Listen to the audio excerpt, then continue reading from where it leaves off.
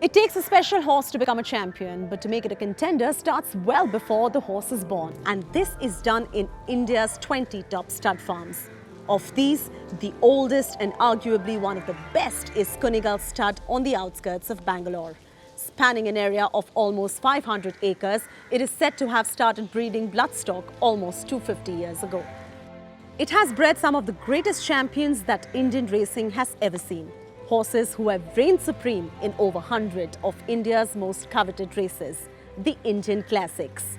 To find out how great race horses are bred, we spoke to Zain Mirza from Kunigal Stud Farm. Let's start off by talking about the Kunigal Stud Farm. Historically a very significant stud farm not just in the country but around the world. Yeah, it's actually the oldest stud farm in the world. It was started by Tipu Sultan in 1760 and it's been a stud farm since then. Tipu Sultan bred horses for his cavalry there. And then the Maharaja Mysore, and then the British government, and in 1992 the UB Group took it over, and we are now today the #1 stud farm in the country. Let's talk about your #1 stallion as well. You've got burden of proof right there. Yeah, stud farms are very stallion dependent, and when you have a prepotent stallion, that takes you to #1. Burden of proof has been a rock star. I mean, the older he gets, the better he gets. I mean, he's 24 years old now, which is really old in horse terms. It's like a 90-year-old man almost, but he's really good. And he's very versatile, you know, so he produces stock that can run in short distances and that can run distance races as well. His most recent star was Desert God, who won the Indian Derby, and you know, he's earned almost 6 crores in stakes. In 2 years, if I'm not mistaken. 2 years of his racing career. When it comes to breeding, how do you decide which stallion will be mating with which broodmare in the covering of the season to know in advance that whether this horse can go the distance, not go the distance, whether he's going to be a sprinter? How does that whole science come into being? We studied pedigrees of the mares, of the stallions. It's a huge science, and the thoroughbred traces back about 300 years.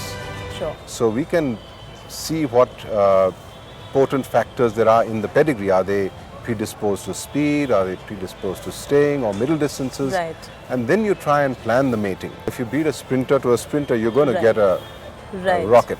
You know? Right. Is it also true that a thoroughbred can run faster over a distance of a mile than a cheetah, which is known to be the fastest animal right now? Absolutely, because cheetahs are short-running animals. They have a very short dash. Right.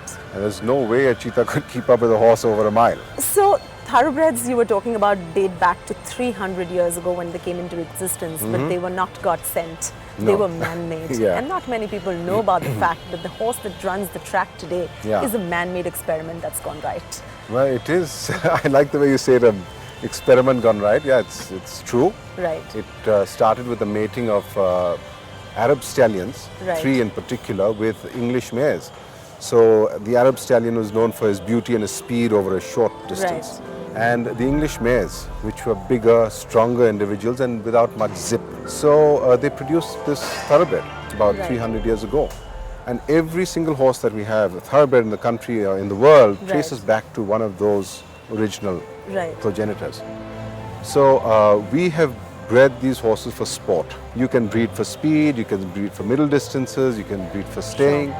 And so all these factors come together when we plan matings. And how about the Indian stallions and the sires today? Where do they stand vis-a-vis the rest of the world in terms of the quality of the crop that we are producing as a country?